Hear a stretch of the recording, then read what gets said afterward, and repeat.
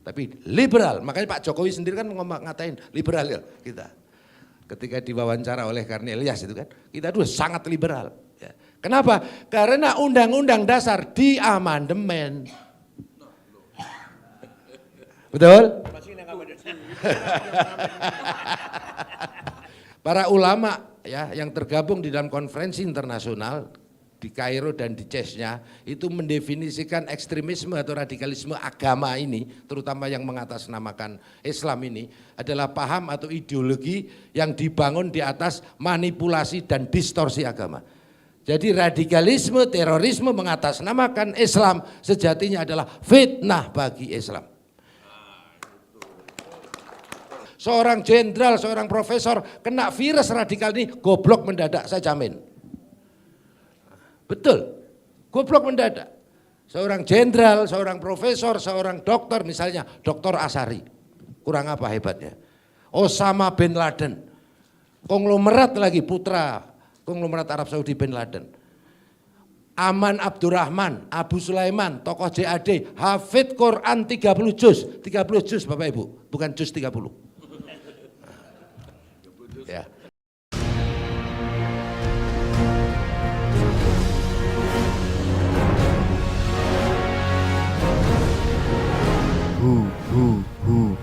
Allah. Bismillahirrahmanirrahim. Assalamualaikum warahmatullahi wabarakatuh. Salam sejahtera untuk kita semuanya yang kami hormati, para kiai, para masyayikh, dan para narasumber, hadirin sekalian yang berbahagia. Semoga Allah memuliakan kita semuanya, mencerahkan dalam diskusi ini sesuatu yang baik, yang positif, yang solutif, dan tentunya berguna untuk kita semua, masyarakat bangsa dan negara. Kami akan membahas masalah tadi yang sudah disampaikan oleh Bu Husnul sama Pak Merdizam, yaitu intinya tentang turbulensi politik kita waspadai. Ya. Apa kaitannya kalau kita turbulensi politik itu hanya salah satu pemicu, ya. Apapun turbulensinya, apapun pemicunya, tetapi kalau ketahanan nasional bangsa Indonesianya itu kuat, tangguh dan ulet, ya, insya Allah akan aman dan sejauh ini alhamdulillah aman ya. Nah kalau kita bicara ketahanan nasional adalah situasi dan kondisi dinamis yang meliputi seluruh aspek kehidupan berbangsa. Ideologi, politik, sosial, ekonomi, budaya, hukum, pertahanan, keamanan. Nah ketahanan ini harus ulet dan tangguh sehingga mampu menghadapi dan mengatasi segala ancaman, tantangan, hambatan maupun gangguan, baik dari dalam maupun dari luar. Nah kalau sudah bicara ipolek sosbudkum hankam, ya, maka I-nya ideologi dan politiknya itu menjadi ranah kami di TNI, Polri dan beberapa ini, terutama ideologi. Karena saya sebagai direktur pencegahan Badan Nasional Penanggulangan Terorisme berkepentingan terkait dengan ideologi. Karena yang kami yakini ya, dan kami bertahun-tahun menangani hal ini, karena saya juga sebagai praktisi, tidak hanya praktisi di dalam law enforcement, penegakan hukum terorisme, tetapi juga di bidang pencegahan, plus saya sendiri juga pernah jadi bagian dari mereka. Jadi percayalah insya Allah sanad saya ke Sayyidina Umar bin Khattab, jadi mantan jahiliyah juga, jadi insya Allah saya tahu untuk keadaan itu. Nah kalau kita bicara terorisme seperti yang disampaikan oleh Bu Husnul tadi, pada umumnya saya sangat setuju. Terorisme ini bukan tujuan. Terorisme itu adalah salah satu strategi untuk mencapai tujuan. Terorisme ini adalah salah satu cara untuk mencapai tujuan, untuk propaganda tujuan. Tujuannya adalah terorisme yang dilatar belakangi oleh radikalisme atau ekstremisme dalam terminologi asing. Nanti akan banyak pertanyaan, orang Islam kan boleh radikal? Ya. Orang Islam boleh fundamental? Ya. Karena radikal dalam arti redik, mengakar, kita wajib untuk out of the box, berpikir substansial, mengakar, mendasar, tetapi jangan menjadi isme.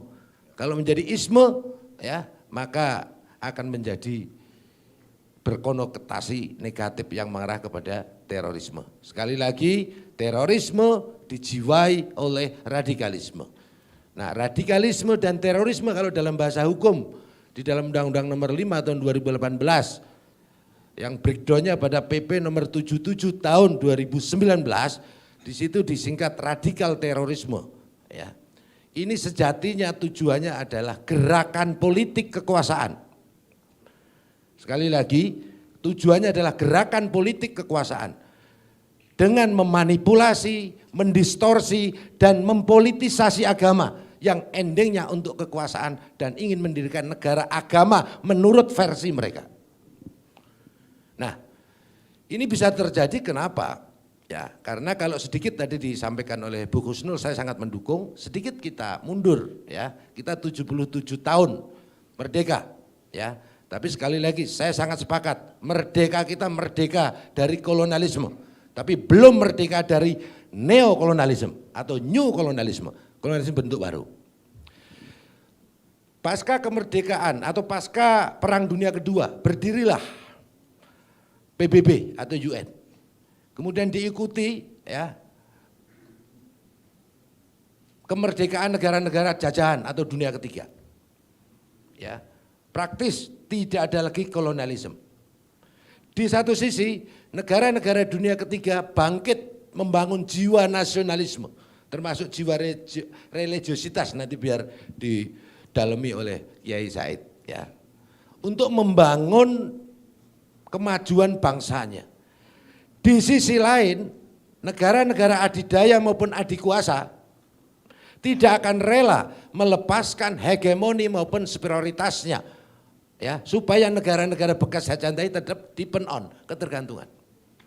Maka jiwa nasionalisme yang sedang tumbuh dan berkembang di negara-negara dunia ketiga yang mayoritas Muslim, ya, dibuatkan, disebarluaskan antitesa nasionalisme, kontra nasionalisme, yaitu transnasionalisme. Liberalisme, kapitalisme, sekularisme, ya, komunisme, marxisme, ya, leninisme, khilafahisme, wahabisme. Ya. Sehingga apa? Negara-negara dunia ketiga tadi tidak sempat membangun, terjadi konflik. Ya.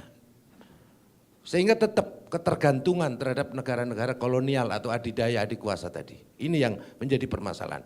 Nah, kemudian makanya zaman Orde Lama kan kita ada anti neolib, kan begitu ya zaman Bung Karno ya. Sayangnya waktu itu tidak ada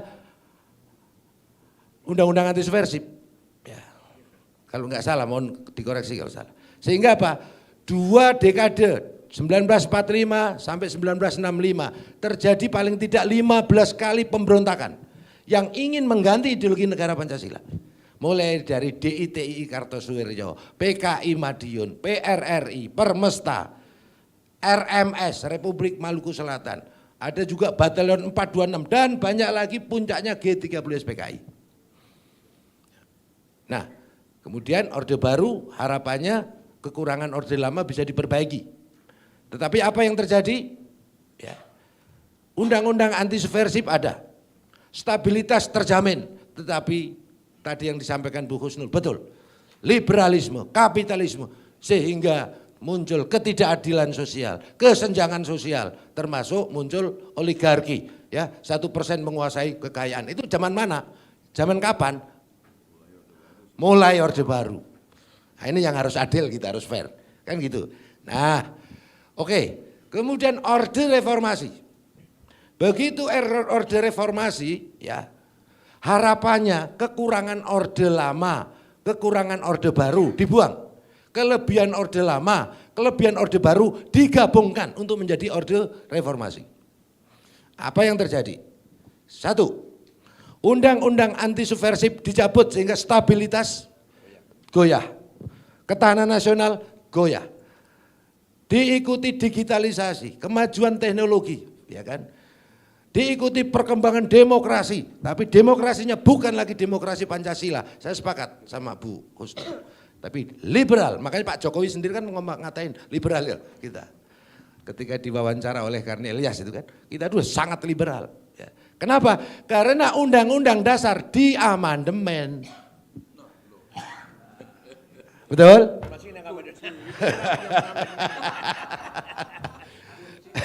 Harusnya tidak diamandemen, kalau mau dikembangkan bentuk undang-undang jangan dirubah. Menurut saya, ya. Karena apa? Memang realitanya. Begitu undang-undang anti subversif dicabut, UUD 45 diamandemen, ya. Yang mengamandemen semua tahulah, ya. Ya, sekolah di Amerika juga ya seperti tadi. Ya. Nah, akhirnya apa? Diikuti oleh masifnya ideologi-ideologi transnasional yang tadinya silent, sekarang jadi masif. Ya. Untung, kita beruntung Bapak Ibu semua. Masih ada beruntung. TAP MPRS nomor 25 Romawi tahun 66 tidak dicabut. Yaitu larangan terhadap ideologi komunisme, marxisme, dan leninisme. Justru dikuatkan dengan Undang-Undang nomor 27 tahun 99. Jadi kalau nanti ada, ini sebentar lagi ada isu-isu ini, ya September kan, kebangkitan PKI, kebangkitan komunis, ya yakinlah Bapak Ibu semuanya insya Allah itu hoax semuanya.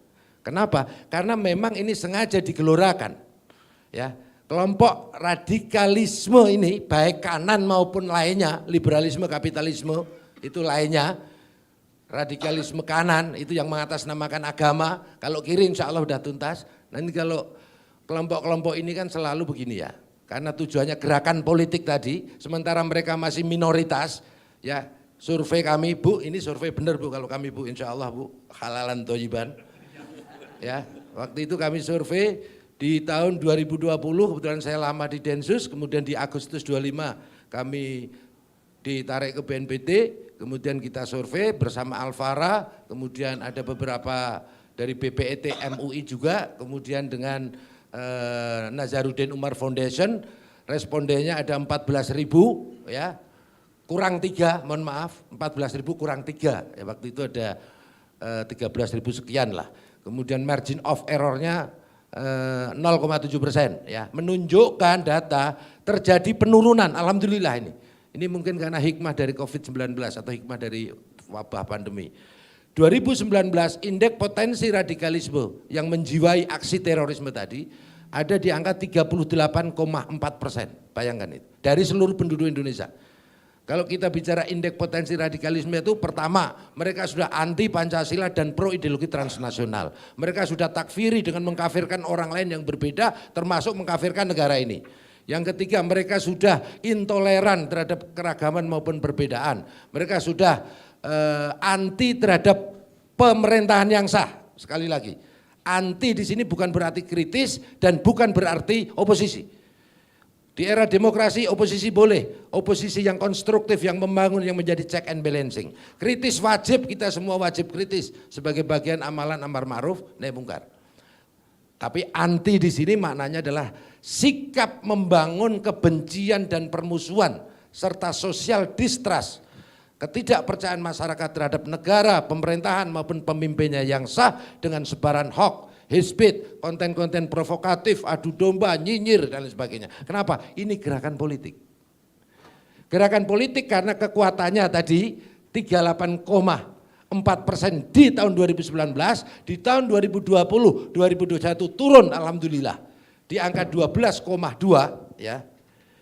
Artinya masih minoritas. Tetapi agenda besarnya mereka adalah merebut kekuasaan dengan ingin mendirikan negara agama menurut versi mereka. Maka yang mereka lakukan adalah teori konflik atau teori adu domba atau divide et impera kalau dalam bahasa company-nya, ya, yaitu dengan mengadu domba di antara anak bangsa dengan membangun paradigma intoleransi melalui isu-isu sara termasuk isu Islamophobia, ya, dan isu-isu PKI dan lain sebagainya. Ya, anti Islamophobia boleh di Amerika karena Islam minoritas. Tapi kalau di Indonesia itu enggak ada Islamophobia. Yang ada mungkin di antara umat Islam ya atau orang agama lain takut dengan ya, yang membuat Islamophobia itu justru gerakan radikal terorisme yang mengatasnamakan agama. Jadi apa yang ingin kami sampaikan Bapak Ibu semuanya, para ulama ya yang tergabung di dalam konferensi internasional di Kairo dan di CES-nya itu mendefinisikan ekstremisme atau radikalisme agama ini, terutama yang mengatasnamakan Islam ini, adalah paham atau ideologi yang dibangun di atas manipulasi dan distorsi agama. Jadi radikalisme, terorisme mengatasnamakan Islam sejatinya adalah fitnah bagi Islam. Ya. Tidak ada kaitannya radikal terorisme dengan agama apapun, apalagi dengan Islam. Karena tidak ada satupun agama yang membenarkannya. Tetapi harus kita sadari Bapak Ibu semua, radikalisme yang menjiwai aksi terorisme ini ya, terkait dengan pemahaman dan cara beragama yang salah dan menyimpang dari oknum umat beragama. Dan ini biasanya didominasi oleh oknum umat beragama yang menjadi mayoritas di suatu wilayah atau di suatu negara. Ya kebetulan di Indonesia itu mayoritas Muslim. Ya terlepas tadi ada teori tadi disampaikan Bu Husnul, monggo ya, kebetulan aja Muslim mayoritasnya, sehingga semua tahanan teroris yang kami tangkap dan kami proses hukum KTP-nya Muslim. Saya nggak akan mengatakan Islam karena Islam yang kita yakini apa ki al-islamu ya'lu wa la yu'lang alaih. Nah, gitu. Al-polisi al-densus ya. Artinya apa? Artinya kalau kita bicara terorisme di Tolikara yang membakar masjid, pelakunya siapa? Oknum yang beragama Kristen, di sana mayoritas Kristen. Kita bicara terorisme di New Zealand yang memberondong jamaah masjid yang sedang sholat Jumat, sehingga 56 insya Allah syahid, adalah warga negara Australia, pelakunya adalah oknum yang beragama Kristen, di sana adalah mayoritas Kristen. Kita bicara terorisme di India, iya oknum yang beragama Hindu, di sana mayoritas India. Kalau di Sri Lanka ada Macan Tamil, terorisme separatis, itu oknum yang beragama Hindu. Kita bicara di Myanmar, Rohingya, korbannya justru umat Islam. Ribuan umat Islam harus eksodus nyebrang ke Bangladesh, karena apa? Karena akibat provokasi dari oknum biksu yang sangat radikal, yang sangat rasis dan lain sebagainya. Nah jadi tidak ada kaitannya sekali lagi radikal terorisme dengan agama apapun, karena tidak ada satupun agama yang membenarkannya. Justru ini adalah menjadi fitnah di dalam agama. Kenapa? Karena bertentangan dengan nilai-nilai luhur agama yang mewajibkan rahmatan lil alamin, mewajibkan akhlakul karimah, mewajibkan mentaati dan mencintai bangsanya, mewajibkan menghormati dan mentaati hukum serta pemimpin maupun pemerintahan sah. Kemudian mereka mengadu domba di antara anak bangsa dan memunculkan Islamofobia. Radikalisme terorisme ini yang memunculkan Islamofobia. Dan ini kalau dibiarkan Bapak Ibu semua akan menimbulkan konflik di suatu negara. Terutama di negara-negara Muslim seperti yang terjadi saat ini. Sebelum terjadi konflik selalu didahului oleh masif dan maraknya radikalisme dan terorisme mengatasnamakan Islam. Kemudian terjadi kolaborasi dengan pihak-pihak yang anti pemerintahan yang sah, terjadi intervensi asing.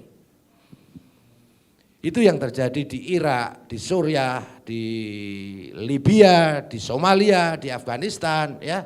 Jadi siapa sebenarnya pelaku teroris yang sesungguhnya tadi yang disampaikan? Saya setuju. Ya, ini adalah proxy war.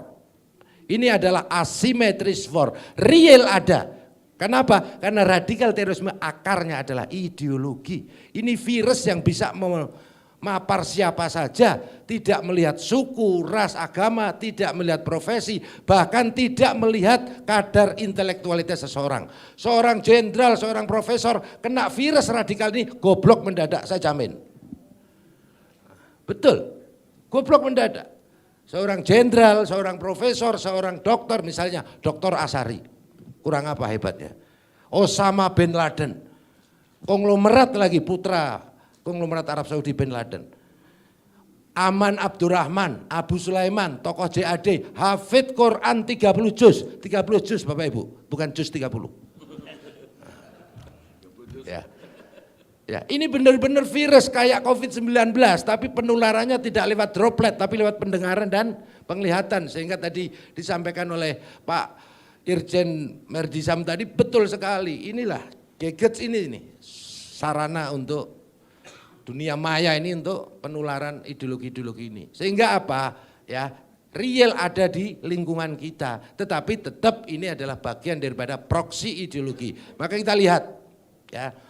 Ikhwanul Muslimin pusatnya di mana? Inggris Pak, dulu di Mesir, begitu Nursi jatuh, pindah ke induk semangnya Inggris. Hizbut Tahrir pusatnya di mana? Inggris, London. Teroris separatis KKB pusatnya di mana? Inggris. Beni Wenda panglimanya warga negara Inggris. Ahmadiyah pusatnya di mana? Inggris, London. Apalagi Syiah yang radikal, yang anti sahabat, makanya disebut Syiah London, karena pusatnya di London. Di sana ada camp nih, ya, ada camp, ya. Camp ini menampung kombatan-kombatan dari Afghanistan, Libya, Suriah, Irak, dengan alasan mereka stateless, tidak punya warga negara, untuk menghormati hak asasi manusia ditampung. Pertanyaannya, kok yang ditampung kombatannya, terorisnya, bukan korban terorismenya? Itu pertanyaan. Jadi di sana ada namanya Khilafatul Britania. Nah, gitu ya. Dewan Suronya di sana tanfiziahnya tadi yang disampaikan Bu Husnul tadi, Amerika dan negara-negara barat. Ya. Jadi bagaimana? Ayo kita bangkit membangun, ya. Kita bangkit membangun untuk melawan segala proksi-proksi ini, radikalisme dan terorisme ini. Gitu loh. Nah, bagaimana solusinya? Radikal terorisme mengatasnamakan agama, terutama mengatasnamakan Islam, adalah cermin krisis spiritualitas di dalam beragama. Mereka lebih menonjolkan ritualitas, identitas formal, simbol-simbol keagamaan, haram, halal, bid'ah, riba. Tapi lemah ihsannya. Coba contoh, Hizbut Tahrir itu rukun agamanya apa? Rukun iman, rukun Islam, rukun khilafah. NII rukunnya apa? Rukun iman, rukun hijrah, rukun jihad. JIJAD, apa itu? Rukun iman, rukun Islam, rukun jihad. Jadi lemah ihsannya. Lemah ihsannya, ini mohon nanti Pak Kiai Said menjelaskan ini. Jadi ini krisis spiritualitas. Yang ditonjolkan ritualitas, simbol-simbol formal keagamaan. Nah, jadi keberadaan LPO ini kami harapkan untuk membangun jiwa spiritualitas dalam beragama, membangun akhlak. Kita kembalikan jati diri bangsa Indonesia. Saya sepakat dengan apa yang disampaikan oleh Bu Husnul tadi. Kita harus berpolitik secara halal, hilangkan, lawan segala bentuk radikalisme, liberalisme, kapitalisme, sekularisme, khilafahisme, wahabisme. Wahabisme itu juga ternyata juga bikinan Inggris kok, yang membawa Muhammad bin Abdul Wahab, betul? Muhammad bin Abdul Wahab siapa mentornya? Jeffrey Hamper, siapa itu? MI6 Inggris juga. Nah dulu ada yang namanya Syekh Abdul Qohar, siapa itu? Senok Horgronya, intelijen Belanda, dididik di Inggris oleh MI6, kesini jadi membawa menjadi ulama, diikuti ya. Nah ini nanti Pak Kiai Said yang berwenang menjelaskan ya. Kalau saya kan sempat jadi korbannya juga. Tapi alhamdulillah dapat hidayah. Lebih baik bekasnya radikal daripada OTG, kan gitu. Oh gitu, ya. Baik, Nah, baik. jadi itu Bapak Ibu semuanya, dan kesimpulannya bahwa radikalisme dan terorisme dalam bentuk apapun ya adalah musuh agama dan musuh negara. Maka solusi yang kami tawarkan yang pertama, nah ini saya catat kalau solusi. Wah, solusinya penting.